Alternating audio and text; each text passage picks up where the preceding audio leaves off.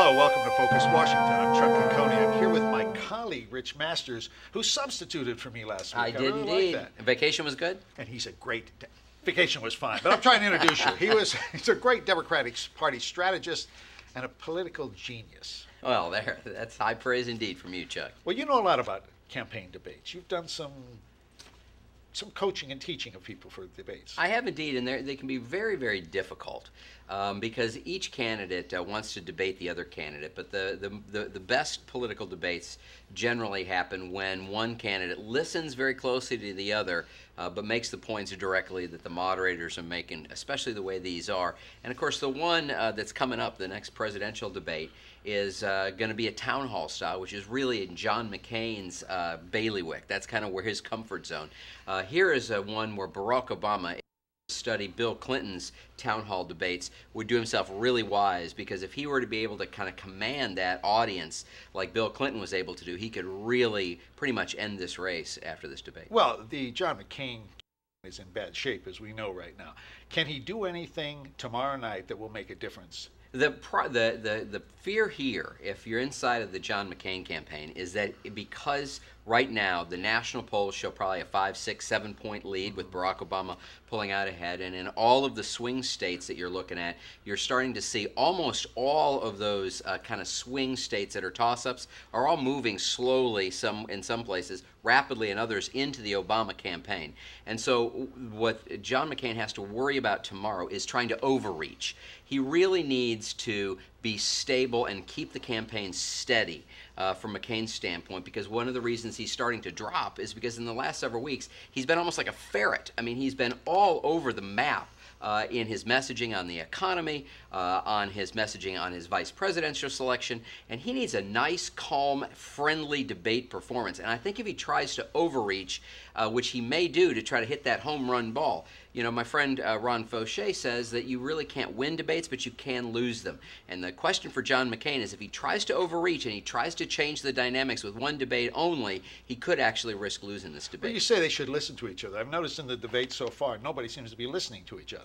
No, they really don't, Chuck. And, you know, the moderators, too, have been a real disadvantage. I think you saw in the vice presidential debate, Sarah Palin basically take the question and say, you know, you're basically a media elite, so I don't really have to answer your question. I want to just talk directly to the American people. And she was able to just do that. Did that work for her at all? Well, I think it did. I think that the McCain campaign was really smart in the way they played Gwen Ifill. Gwen Ifill is one of the sharpest, brightest, most articulate journalists in town. And by the McCain campaign talking about a book that she is writing about race in America and about racial politics, and there's one chapter in there about Barack Obama, it was able to put her back on her heels and on her defensive, and she did not want to come across as being too antagonistic to Sarah Palin, so she allowed her to get away with more than she probably would have. So I think the McCain campaign, from a purely political standpoint, played that right. So Sarah Palin's going to save him in any way? Well, I would never would have said this, but I mean, she actually gave the most steady performance of the McCain-Palin campaign of the last 2 weeks. John McCain's performance in the wake of the economic collapse of Wall Street was frenetic at best. I mean, he, you know, 1 minute he said the fundamentals of the economy are strong, and then within 2 hours he was the worst crisis since the Great Depression. You can't have it both ways. So he was frenetic and all over the map. He was going to come back to Washington, and then the deal collapsed, and she actually provided a bit of calm. And so what it did was, it didn't save the campaign by any means, but what it did is it allows them to breathe at least for another day. Well, you know, it's what, a month yet to go in the campaign. Yep. Anything can happen in politics in a month. What if, say in North Korea, they have a nuclear bomb testing, or something happens in major in the Middle East? Will that change everything for McCain? It could. Anything really can change. And I think the Democrats are worried that there will be some type of national security kind of explosion somewhere in the world. And then people will look and say, I think I want a guy who's been around the block a long time. I may not agree with him on a lot of things, but I feel more secure with him. And I think that is the worry that most Democrats have.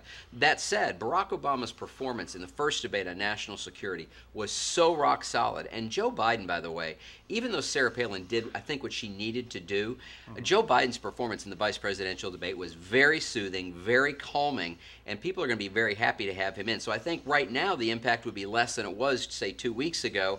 And if Barack Obama has a solid debate here this week, even if there is something that happens from a national security standpoint, that the Obama campaign has built up enough insulation where they should be able to withstand that. But that's always a concern, and anything can happen in American politics. A month is an Rich, eternity. we've run out of time. We'll have you back after the debate to see what you have to say and measure it. Absolutely, Chuck. I'm Thanks. Chuck Coney. This is Focus Washington. Rich will be back to see us.